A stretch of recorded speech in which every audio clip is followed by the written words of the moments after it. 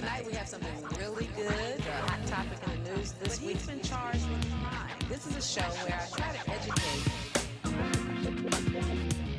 real stories.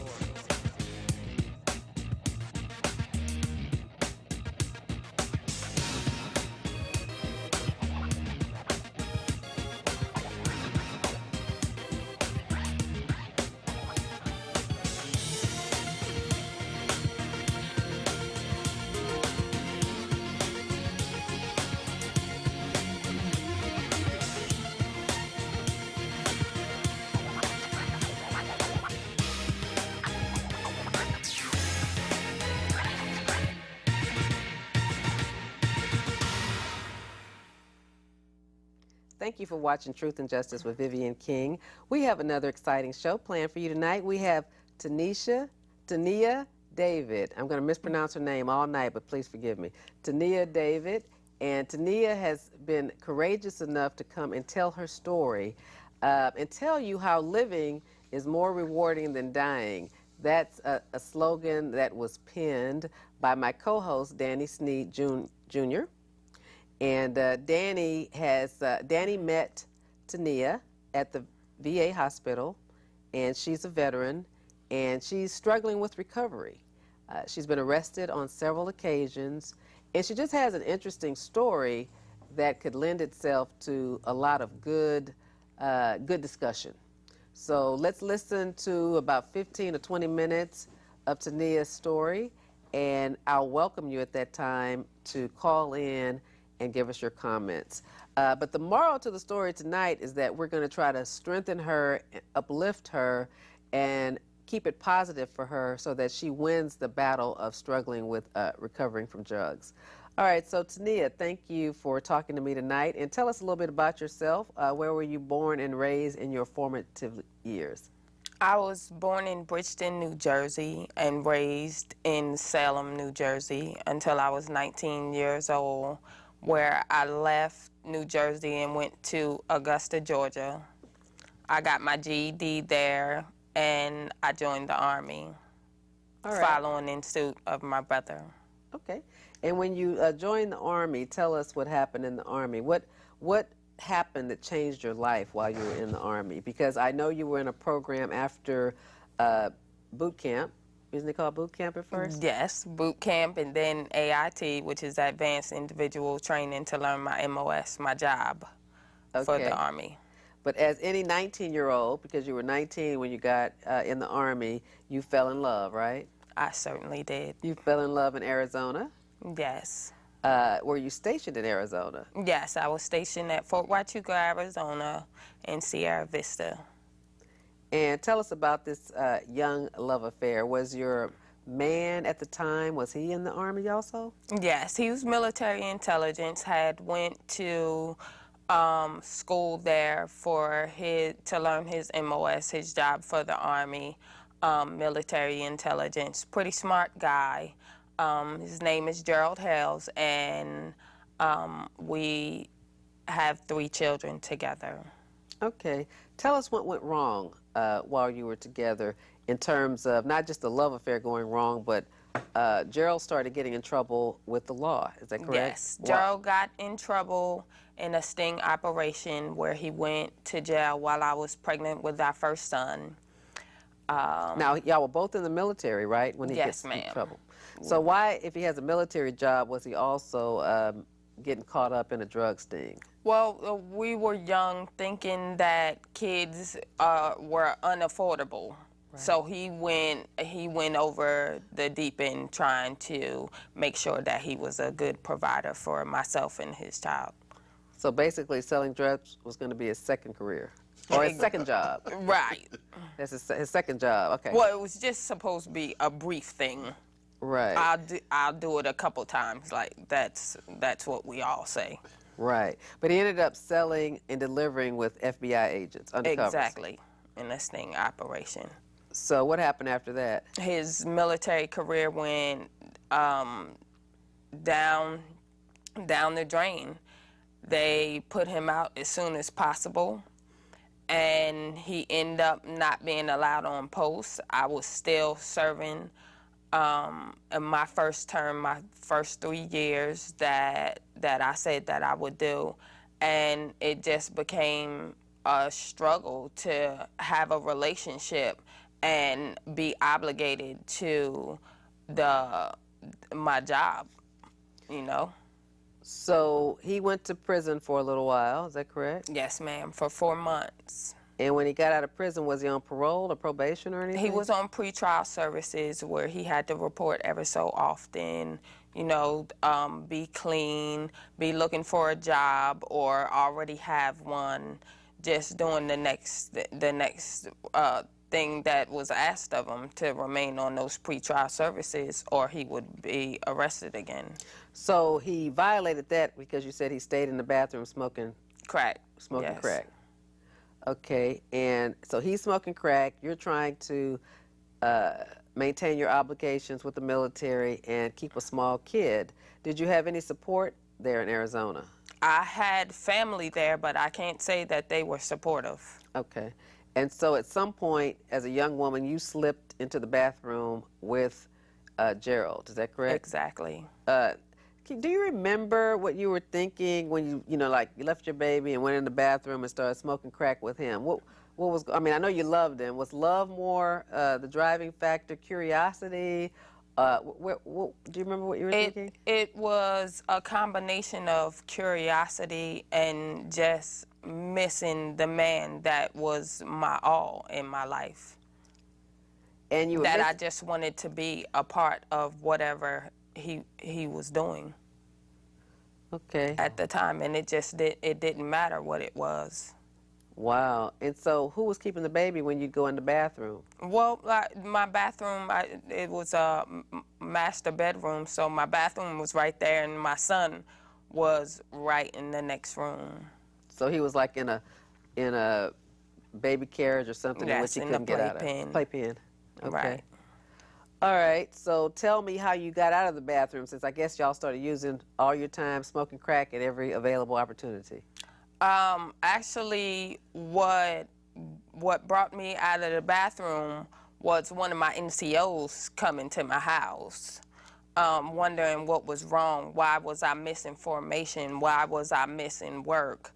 Why was I, you know, I went from a super soldier to the brigade problem. Okay, so that crack really got a hold of you. Yes, it did. And for a lot of our listeners, I mean, how does that crack get a hold of you like that? I've heard people describe it like that first hit is wonderful, and after that, you're just chasing that hit over and over again, that feeling. I know your motivation was partially to be with your man, so, but you had to be experiencing the high and the addiction to that high. How would you describe it? Well, for a long time, for quite a while, I didn't even know how to smoke. So I guess I was just addicted to the taste of it, to living life on the edge again. I had went from, you know, 13 selling drugs and being in the streets, just doing whatever it is that I wanted to do, to being gun-ho. Everything is the same every day. Formation, job, come home, you know, taking care of home. That it was just living life on the edge. And then when I did finally learn how to get high, it's not so much the drug that it is, it's that it alters your whole state of being. So it wasn't me making decisions for myself anymore. It was crack making decisions for me. Whatever crack wanted me to do, that's what I did. So if that meant selling your body, you'd do that? Yes. If it meant being with people you shouldn't be with, you'd do that? Yes. If it meant stealing, would you do that? Yes, I've stole. So you would do whatever you had to do? Whatever it was from my mom, it didn't matter who I took it from to get what I wanted to have. So what was the breaking point in that situation in Arizona? Apparently, if you're NCO, and for people who are not military, tell them what an NCO is. Non-commissioned officer. So your non-commissioned officer knocked on the door because you've basically gone AWOL. You're not reporting Right. anymore. And from there, what do you do to, I mean, what happens? Do you just quit? You just don't show up? What happens to Oh, you no, after? you don't have an option to just quit, and they cannot fire you. It's a procedure of disciplinary action. So now they started a trail of paperwork to get me out of the door. And but what really took the cake is me trying to commit suicide for the first time, 2002, September 2002. Now, physically, where were you Slid when you tried to commit suicide? at my house in my living room. Was Gerald there? Was the baby there? Nobody was there, just me. It was me and my younger sister and one of my older sisters. And do you remember what you were thinking then, to want to die? I was thinking that being as though I'm not gonna be a positive influence, then I might as well not be any kind of influence. I didn't want my kid to experience the same things that I did as a child. And that was because your mother was a drug user? Yes, ma'am. Interesting. So even though your mother was a drug user, you still kind of gave in to that same desire. Do you think it was some predisposition in you, or because it was okay because you'd seen it, or because some kids who see their parents do drugs hate drugs. They won't smoke, they won't drink, they won't do anything. But most kids will do the same thing. Right. Well, me, I never looked at my mom like it was something that she was doing that was wrong. Okay. Because, like, we still had clean clothes, we still ate, we always had a place to live. I never seen my mom taken aback the way that I was. So how did you know that she used drugs then? After you get fit, I never knew until I was about 15, 16 years old, and actually somebody in the street told me. One of the people that sold her drugs is the one who told me. Wow, so she was a functioning addict. Very much so. What was her addiction? She smoked crack too. Was she still able to work? No, she was a stay-at-home mom. My mom had 13 kids, and she stayed home with every single one of us. Okay. All right. So did she have a husband or a man? Yes, a couple of them. Okay. Yeah. Okay. We don't all have the same dad. I got you. I got you. So anyway, so you now find yourself in a situation where you want to die because you cannot control your addiction, and you don't want your child, your son, to be raised in the same environment that you were raised in. Exactly.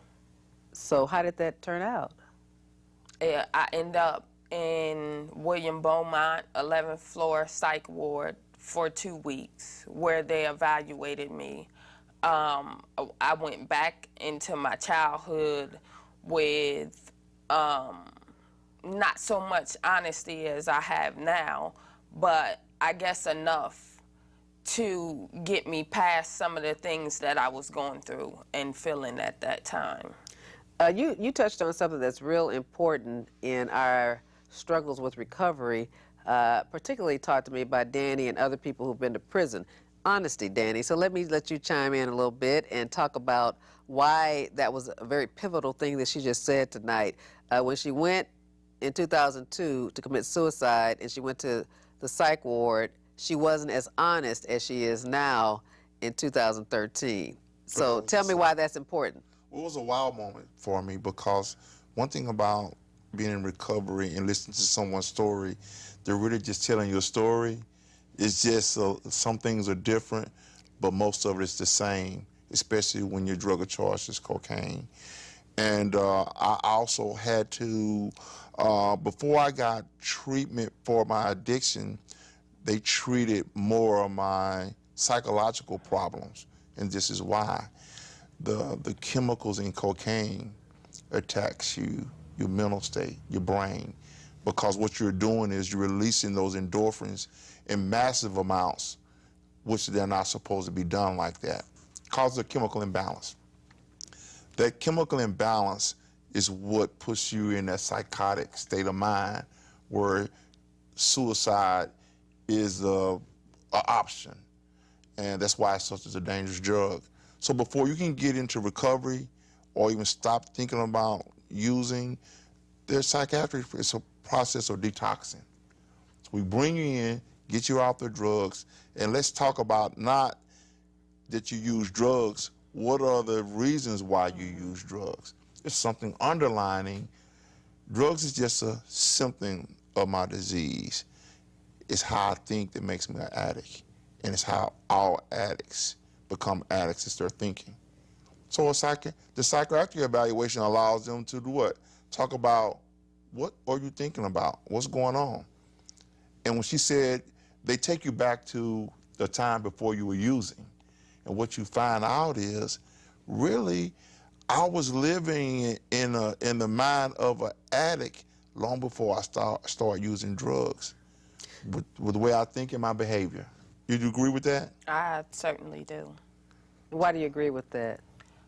Because as Danny said, it's something that's already going on with you while you use drugs. Some people choose to excel at other things like sports or academic stuff. They channel that energy a different way, and a more positive one. Us, we already have that. I believe that we already have that chemical by my family being addicts already. It's just something in me. So once I picked up the first time, whether it was a beer, a cigarette, some weed, or whatever the case may have been, that's where I was gonna go, and even though as an adolescent, even though I smoked weed, I took like track and field, and I made that also an outlet for me to just run. And I realized that I have that in me too. It's not just that I use drugs, it's I pick up and run from any situation that I feel like I don't want to face this. I just take off and run. I don't want to deal with this. This is too much. And I pick up and run, whether I'm using drugs or not. That's part of your behavior. Exactly. And your coping mechanism. Right. Taniya, this is a call-in show, so we have a call. Can you hold your thought for a moment? Oh, certainly. All right, thank you. Caller, you're on. Thank you for calling. Hello there, Miss King. Hey, how are you? I'm doing pretty good. You sound a whole lot better tonight. Like maybe you're kind of healing up too. I'm healing a little, but I'm still a little nasally. I'm still struggling with my sinus, but thank you. You're still looking beautiful. Thank you. And you too, Taniya. You looking you like you're pretty fit, like you work out and stuff like that. See those arm muscles? Don't you see that? That's a track star arm muscles.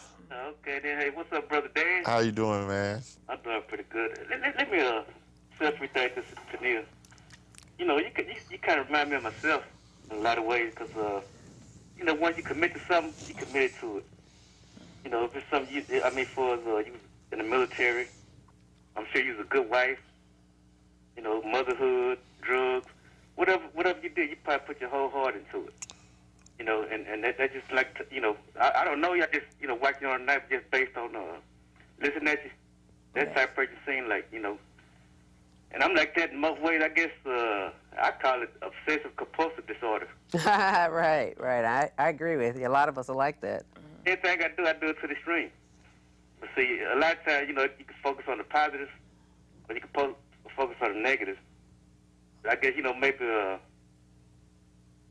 if you hadn't, even your husband, if he hadn't had those vices and stuff, I think you'd have been a whole lot successful. You could have avoided a lot of those obstacles that you ran into. But I just want to say, hey, keep on keeping on, and keep on with Danny Sneed. He's going to get you right. Thank you for calling, Tracy. Keep watching. We need your support. Thank you, sweetheart. Okay. All right, bye-bye. Okay, so All right, you try to commit suicide, and at some point, you leave that situation in Arizona. Is that correct? Yes. Where do you go? I went back to my mom's. One thing about her is regardless of what we are going through, she's going to always open up her door for us.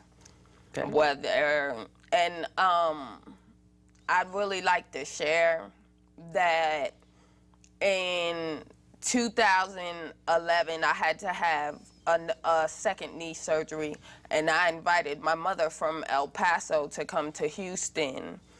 And when she did, she put the pipe down, and she's now 75 years old. So she smoked right up until she was 73, and she put it down, and she has not turned back. Wow, So, what a great story. It's amazing that somebody could have 13 kids and live to be 73 still smoking crack. I mean, that's unusual, don't you think, Dan? Sound like a story to me. Yeah. It sounds like a story to me. she has her own book. She has her own book to Yes. write, not just a one-night story. Well, yours is longer than a night, really. But, wow, and so she hadn't turned back. Is she still in El Paso? Yes.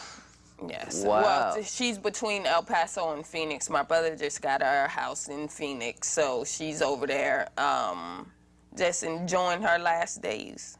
So your brother bought a house in El Paso, then he bought a one in Phoenix. Is it the same brother or No, different this one? is a different Well, brother. at least some of our kids did good. Yes. They keep buying mama a house. All right, so at some point you go to mom's, and that's in El Paso? And yeah, she was living in El Paso at the time, and I took myself, my oldest son, my middle child, and I was pregnant with my last son. With my last son, with Gerald. And I stayed there for a while.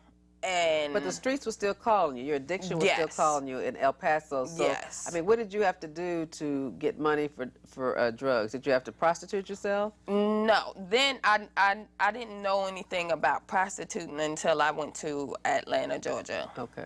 So I got like the little TANF and food stamps and stuff like that, and my addiction wasn't really, it hadn't taken me all the way out in the streets. I still was at home. Okay. You know, doing it just every now and again. I'd start like after my kids went to sleep and made sure I was done before they got up, and you know, eventually it progresses. Yes, that's the word, progressive. Progresses, okay. So here I am. Like I said, I was pregnant with my third son, and he tested positive for cocaine. Wow. So they And- took him. Well, they gave me the option to go into treatment. Okay. Okay, so me and my addict mind, I sat there, I passed the time away, and it was, I never forget it, my birthday's December 24th, so I condom out a pass to a day pass, and me and my son left it to never return. Wow. How long did you have to stay in the program? I was supposed to stay there for 90 days, I believe. I had did 60 and said, it's my birthday, I'm gone. To get high? Yes. Okay. And then how long are you in El Paso before you move on to Atlanta? I stayed in El Paso for about 5 years, just in a cloud, in a daze. It seemed like, I don't know, it just seemed like my whole life for those years is just really foggy. Now, but did you go to jail ever in El Paso? I went to jail for assaulting a police officer about a Hot Pocket. I mean, Y'all were fighting over a Hot Pocket? yeah, he Some did. food? Yes. He took your food? He snatched my Hot Pocket. Oh, my God. I don't know. I guess by me moving so fast, I hit him, and you know, I end up in jail behind something so dumb. Okay. All right, so we move out of El Paso. Tell us about, let's get out of El Paso. Let's run from El Paso. Okay, Yeah. let's run on to Atlanta. Let's talk about Okay. Atlanta. What, do you remember what years you were in Atlanta? In Atlanta, I got to Atlanta the end of 2006, beginning of 2007. Okay. This is where I call myself taking flight from myself. And Do you take your children with you? No, my children, my youngest son, when I went to jail, I had their dad come and get them. Jail. And my youngest son, when I went into treatment with my youngest son, I had their dad come and get the older two boys of mine. And when I got locked up, CPS took my third child from my mom's custody. And he was about 4 months then. I end up leaving because I had nothing in El Paso. That I didn't have my children, and I just wanted to get away and hopefully start life anew. Like I said, I had sat in treatment for those 60 days. I didn't hear a word. And I called myself healing myself, just to get away from these people. You know, it's always the circumstances, the other guy. I didn't think that I was the problem at all. So I went to Atlanta, and I started working at Waffle House, and I began going to school at Le Cordon Bleu, 2007.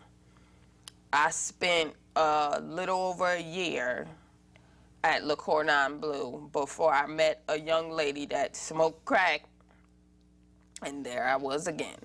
Next thing you know, I was missing school.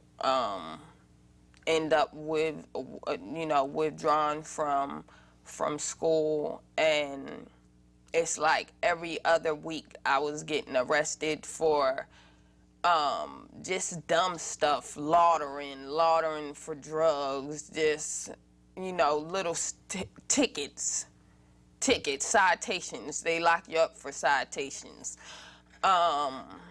Just in and out of jail, back and forth. Nothing was going right. And that's when I was out there, and I didn't have any family at all in Atlanta, and that's when I began prostituting. Now, were you still in contact with the young lady that you met? No, I got hurry up and got away from her. Okay. So it was just. So now you just strung out on your own. Right. I was on my own. I never really called home, and if I did, I would make it seem like everything was okay. I was doing fine. I would lie because I didn't want them to worry about me. I wouldn't talk to them for months at a time. They didn't even know if I was dead or alive. So how long were you in Atlanta, sweetheart? I stayed in Atlanta for almost 5 years. Okay. And so you were in and out of jail. How many times do you think you went to jail for prostituting? I went to jail for, it was actually a ticket that I hopped out the back of the police car, and they just upped my charges to prostitution and evading arrest. It was a laundering for sex that they just upped to prostitution when I hopped out the back of the police car. So was it like an undercover officer soliciting you for right. sex? Okay. So. Well, actually, it wasn't even me. It was one of my friends that I was with. I told her, don't get in there. And she was just like, come on and ride with me. I had got out of jail 4 days prior, and I said, I'm not going back, not right now. They were definitely going to have to catch me later. So I hopped out the car moving and ran and hid. But at some point, something really bad happened to you in Atlanta. You got thrown out of a 3-story building. So tell us how that happened. Like I said, I never allowed anybody to talk to me any kind of way, and I thought I was the baddest thing out in Atlanta. And it was just this one guy that had it out for me. Actually, I caught that aggravated assault, and one of the girls that I cut ended up being his girlfriend. So I guess that's the guy that owed you the money? No. Okay. This was another one because it was 3 girls that tried to jump me. So one of them started going with this guy that got out for he had murdered a boy about a dog. And he just had it out for me. And one day he caught me by myself. And he ran up the 3 flights of steps to the 3rd floor. And Was it a motel? Yes, at a hotel. And I was out there looking for crack, like always. And he just took and yoked me up. I didn't weigh but 98 pounds at the time. And he tossed me over. Wow, so he was trying to kill you. Yes, he was, and probably thought that I was dead until I started moving. Wow, what type of injuries did you sustain? I luckily didn't get, well, I was hurt, but not too bad. I broke my pelvic bone and I shattered my kneecap. That's pretty bad. That's pretty bad to break your pelvic bone. That's and pretty bad. But you didn't die, is what you're trying to say. Right, And, wow. like, I had bruises to my How long was that face. recovery with a pelvic bone heal? Didn't that take about 6 months? No, ma'am. A year? No, I think I stayed in the hospital for about 2 weeks. But after that, could you walk or were you in a wheelchair? I was actually on a walker Okay. at the age of 30 years old, on a walker. Wow. And I got out of the hospital and was on a walker right back at the same well, not the same location, but the next hotel right down the street. Working that? On a walker, trying to still get high. Wow. So what got you out of that situation? While I was in the hospital, I was under for a while. They did my first surgery on my hip where I have a metal plate. And I remember opening my eyes, and my brother, the one that influenced me to join the military in the first place, was standing over top of me. And he told me that he'd be back for me, that he just so happened to be doing some training in Alabama, which is only a few hours away from Atlanta. And he came back and got me, and he took me to Florida, Panama City, Florida, where I stayed with my sister for a few months before I ended up in Houston. Okay, so in Panama City, hopefully you had an opportunity to start recovering, healing. Yes. Physically healing. Yes. Now, were you getting high in Florida when you're physically healing, or were you kind of... No. You were out of the loop then? Right. And, like, I've never been the type of person to go and look for these things. It's just you happen to be talking with somebody and they already know somebody, and that's how I end up always going back to using. Okay, so what made you leave the security of your family in Panama City, Florida, and coming to Houston? I came to Houston because the medical needs that needed to be taken care of. There was no VA. Of course, I didn't have any money to pay for surgeries, so I came to a VA that was close. So even though they put you out of the military for going AWOL, you still get to maintain your VA? I still have benefits, yes, ma'am. Okay. All right. And so now you're here at the VA, and you're basically homeless because you're living with a friend. Right. And you meet a new love of your life, Dennis Chabot, right? Yes. All right. And he's kind of homeless too. And he's living at the Salvation Army. Dennis was living at the Salvation Army. I think he said he had been clean all of 2 weeks. And what was he at the VA for? He was there trying to get help too. I mean, drug addiction help? For drug addiction, for mental health issues, for housing. Treatment. Yes. He was there for treatment. A multitude of things. Okay. And tell us what happened with him. He's deceased now. Dennis is dead. What happened?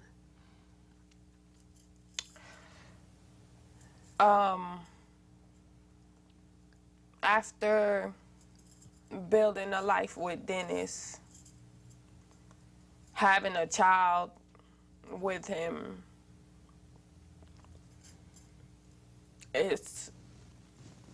our addiction just took us over.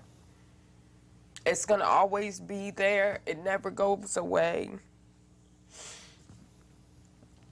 And She's coming. like She's coming. it took him different places than my addiction took me. Dennis is the hop over the counter, smash and grab guy, and HPD end up tasing him. Now he was a white guy, right?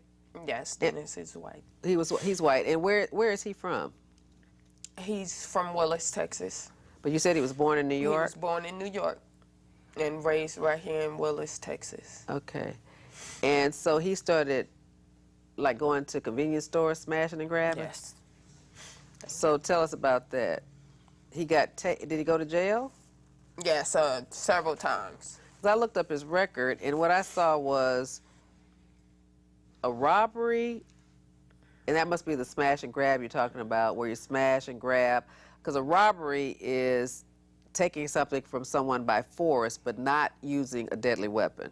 Because if they use a deadly weapon, like a knife or a gun, use it means to just show it.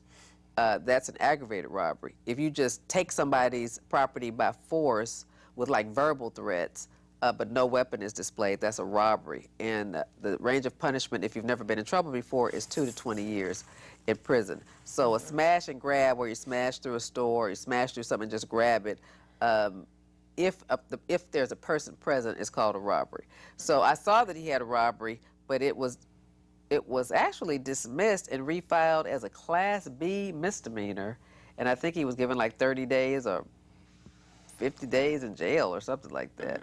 So whatever he took was between $50 and $500. Cell phone. I believe he snatched somebody's cell phone. Okay. So he ended up, I think he had that in some other minor case, but nothing real serious. Well, I ended up leaving. I had to go turn myself in Atlanta about my aggravated assault charge that when I was thrown over the balcony, I just left. So Right. I violated my probation. I went to go and face that. And by the time I got back, Dennis was locked up. For that robbery charge? No, ma'am. Something about he took somebody's 18-wheeler. Think what else I saw on him. I didn't print his record, but it wasn't that severe. Yeah, no. Well, he stole a man's 18-wheeler and was going to do beer runs. All right. So if he stole somebody's car and you're driving it, it's usually called unauthorized use of a motor vehicle. And he stayed locked up for 6 months. And that's a state jail felony, and the range of punishment is 6 months to 2 years. Yes. So he must have done the 6 months. He for did that. the 6 months. And he came home. Now, was he tased on that occasion? No, ma'am. Okay. So tell us the first time HPD tased him. Well, I had already left him after he did those 6 months, and you know, it was his mother had our son, my youngest son, Jonathan, and it's like now we have to fight with her to get our son back, and had fell in love with him. She didn't want to give him back. She didn't want us to see him, be around him. She wanted to dictate everything, and I just wasn't okay with that. And if it meant staying away from Dennis, then that's just what it had to be. So any information that I got was secondhand from someone in the street or his mother. And now, when the mother took him, where did the mother live?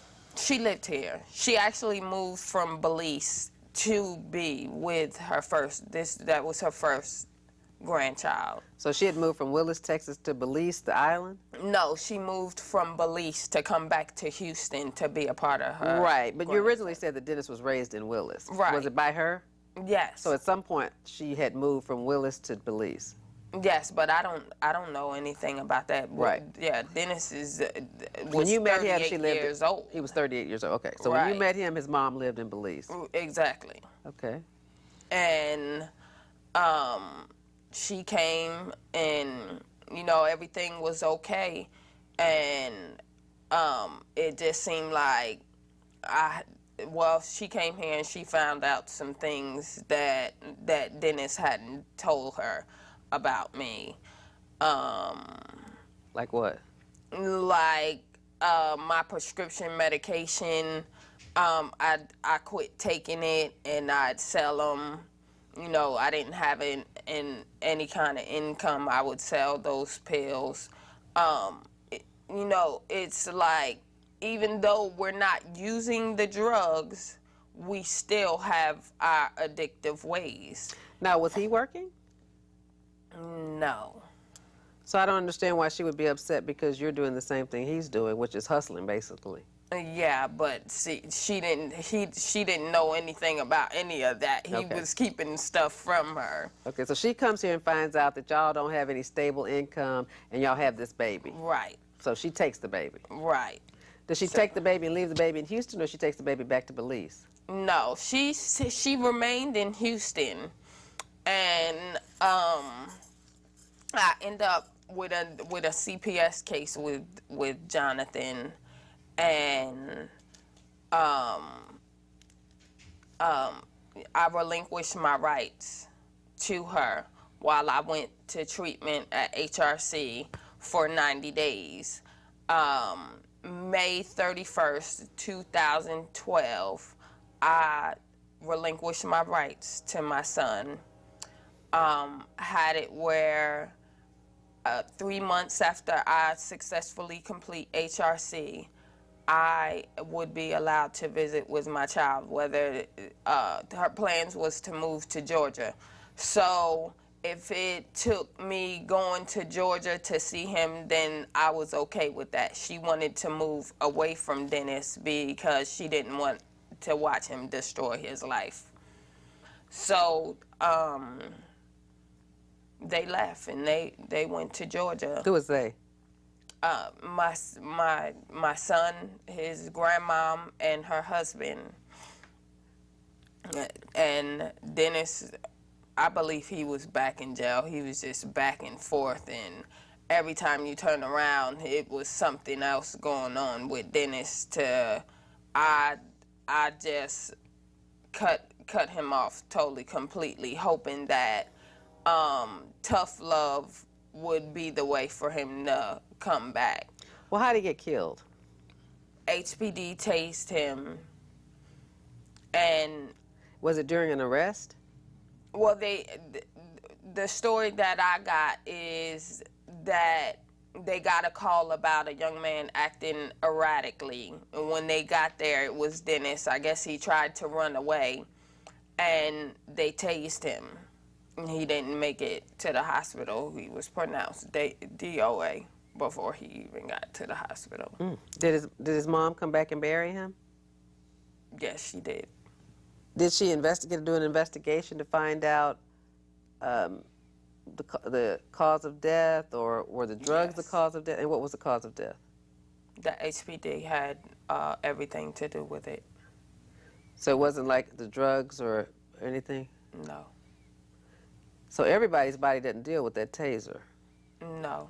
Is anything pending as a result? Not that I cannot say. The last conversation that I had with them, I was actually in El Paso after I got out of treatment.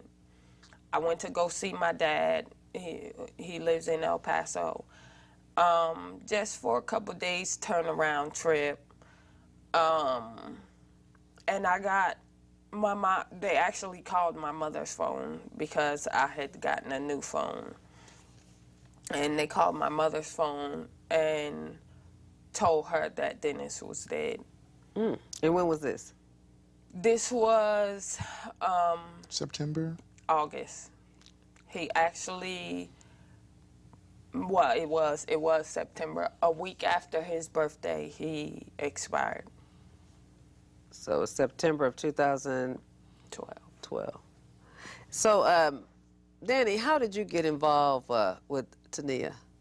Well, I met Taniya and Dennis pretty much at the same time, working with the VA transport for the homeless veterans program, and we go to various locations. And one of the stops is at the VA and the Salvation Army. So when passengers get on, you learn a little bit about them, and I do at least. I engage them, and because all of their stories is my story. They're different faces. They're from different places, but they're a mirror and a reflection of my life. So it's interesting. I engage them, and I found out about Dennis, and I found out about her. And one day they was riding on the van, and they were talking to each other, and then the next day they were holding hands when I saw them again. I'm like, hey, you guys are a couple now? And I supported them. I didn't support the fact that in recovery that you get in a relationship, and I brought that both to their attention. That it says that early in recovery, you should wait a year before you get in a relationship. You guys are aware of that, right? And they both said okay. And I always just encouraged them in the lines of what it's going to take to stay clean and sober. Dennis did well. He got a job at the VA briefly. She did well. She began to see things positive, but for some reason it was hard to keep up with them. But I did see them at a Christmas party, and I walked into the Christmas party, and they were sitting together. And when I saw them, they looked happy. And I remember taking out my smartphone, and I took a picture of them. And every time I would see them together, they would ask, when are we going to get that picture? But to close down I met Dennis just before he died. And when I met him, he wasn't in good shape. And he was hungry. He asked me, he knew I kept food on the van. And Had he started using again? Yeah, and he looked really bad. And what was his drug? Do you know if it was cocaine or methamphetamine? That's the only thing that really drives you that low is cocaine. Well, I hear meth does too. Well, and I'm not trying to be stereotypical, but I know he's a white male, so I didn't know if and sometime on the north side in Willis, I heard when I was a prosecutor many years ago, people did a lot of meth on the north side. But I loved about Dennis that he tried. I mean, he really didn't want to be trapped in addiction. I mean, he fought. And when he was working at the VA, he flagged the van down. He said, I'm working. Look at me, Danny. And he wanted people to celebrate his life. And they loved him at the VA when he was working. We have 10 minutes, so I want you to do a lot of the talking here to try to kind of... Well, one thing I want to do right here before we stop, and what brought her here is my people. Every time you meet somebody, Vivian, it's a reason. And it's a reason, a season, a lifetime. Well, it was a reason I met Dennis and Taniya. And the season with Dennis is over, but it's not over with you.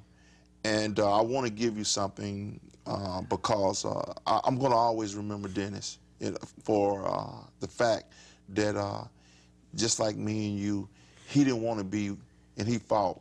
He lost the battle. There's 3 things that happen to us in addiction: jails, institution, or death. And using those are only 3 options. And we see, me and you've already experienced jail. Me and you have both experienced institutions. But the only thing left is what? Death. So Dennis have already shown us that that's true. But what I did is, I don't know what you have left besides a memory of Dennis. And I hadn't got a chance to meet his son, but I do want his son to know his dad and his mom when they were together. And this is how I remember you guys. And this is the day I saw you guys at the Christmas party. And this is how I always remember Dennis, because Dennis was clean on that day. you were clean on this day, and both you guys were happy. And I want you to have this and make sure, Jonathan, you'll get a chance to see your son again. But I want you to make sure that he knows that his dad loved his mom, and that y'all produce him out of love. Okay? Yes. All right, here you go. Thank you so much. Okay. I will get up and hug you. But I don't have the mic on. You can unmic and mic back up. Okay. But anyway, that is a sweet gesture, and I appreciate that. I appreciate you giving him that. Thank you so much. And the good thing about photography now is, since it's his picture, you can take it to Kinko's and make a color photograph. So you can keep one, and you can send one to your son. Right. So that he at least has a picture of his parents on their last Christmas together when they were both happy. And I am confident that you are going to struggle through this. How old are you now? I'm 32. You're 32. You're still a very young woman. And you can fight this. You can beat this. You can beat this. And whether the grandparents raised him and your other three sons are raised by their father, well, I know one of them is in CPS custody. No, what? They're all with their dad. Oh, with the dad. Is their Yes, they'll they'll actually be here.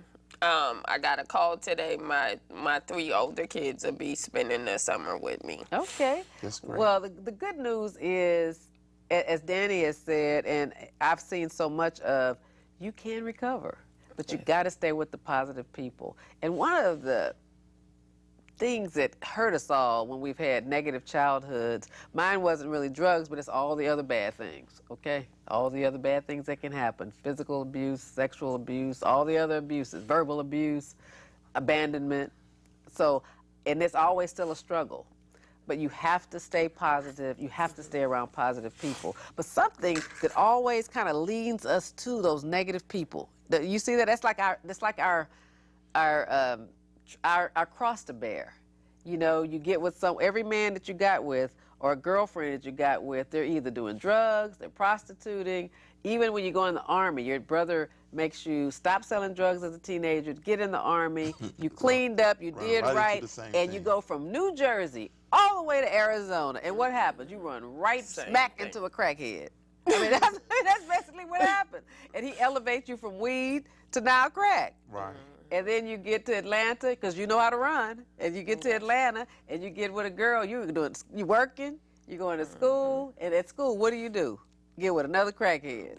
Yeah. And prostitute. And you get to Houston, same thing. Meet Dennis. He's a great guy, but he's a crackhead, right?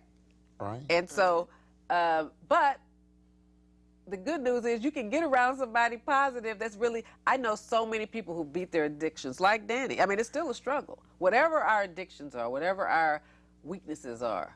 But I'm here to tell you, I'm a lawyer. I mean, I've done the best I could. I'm not a rich lawyer by any means. I'm basically a poor one, but because I do criminal law and I care about people.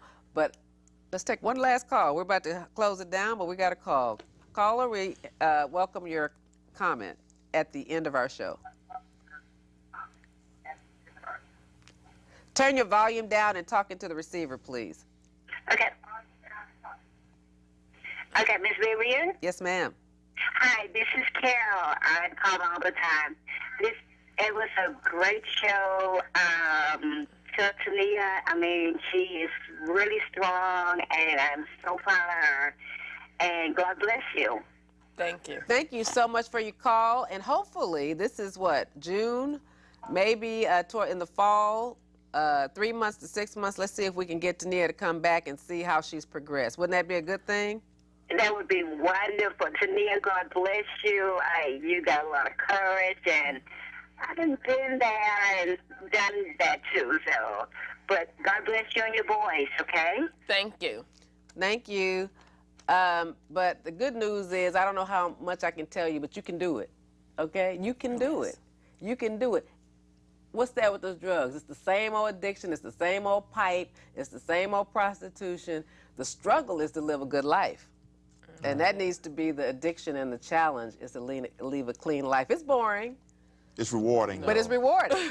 But it's rewarding when you can live right, and, you know, you want your children to grow up and say, you know, I didn't have my mom, because your kids are going to always love you. Kids will always feel that connection. They were in your womb. They will always love you. So, and they will love you more when they see how well you've done versus you feeling bad because you're not with them. As long as they're being taken care of, just keep praying for them and be strong for them, you know, because you might end up being their babysitter, for their nanny for their kids, and to get to raise their kids when you're clean and sober and they're working hard all day with their wives and them are working hard. You might end up being the one that helps them with their children. So, I mean, don't worry about where we are now other than to get clean and sober, okay? And don't let that take you back there because you can do it. We know you can do it. Because listen, Houston will arrest you just like Atlanta, if not more. Am I right or wrong? They will. They will arrest you. You see, your man got tased twice until he died. Houston is rough on crime, okay? So you don't want, this is not the place you want to be unless you want to straighten up. But it has a lot of great opportunities to have a huge VA hospital that's very supportive. Yes. We have a lot of addictions or ex-addicts that have cleaned up and are sober. There's a lot of jobs from minimum wage all the way up. So, I mean, you can make a life here. That's why so many people here. She's actually working at the VA now. Yes. Right, good. Yeah, she's actually working And what at is the your VA. job at the VA right now? I am a housekeeper for the contractors. That's good. And I've also signed up to volunteer for logistics, which is the same job that I did in the military. And what is that? Supply. Okay. Logistics Supply tech. So basically, you have to keep up with the supplies and make sure they're there? Yes. Make sure they're where they're supposed to be? Exactly. I supplied the whole hospital with anything from Band-Aids to oxygen tanks. Isn't that a blessing? Yeah, but I just want you to hope that you take this and just use your message as your message and use it to help someone. There's some young girls coming up just like you did, not understanding you can help somebody else avoid what we've been through. And at the same time, by giving away what we have, we keep what we want, and that's to stay clean and sober. And just make that a priority and let your kids be your inspiration to do something different in your life. Don't let Dennis' life be in vain by not doing something different with your life. And that's why I want you to look at that. Look at his life and say, I'm going to do something different. You know, because your kids are counting on you. Because Jonathan don't have a dad. And I'm proud of you, and I'm going to be here to encourage you. And I hope that we're friends forever, that we have a lifetime. Always. All right. And having grandparents is good, but you know that he still wants his mom. And so just use those opportunities, just fight it. That's all I can tell you, because it's just a fight. It's just a struggle. It's mind over matter. You can either choose bad or you can choose good. God gives us free will. You can choose the pipe or you can choose to get that mop and dust around the house and drink you some more water.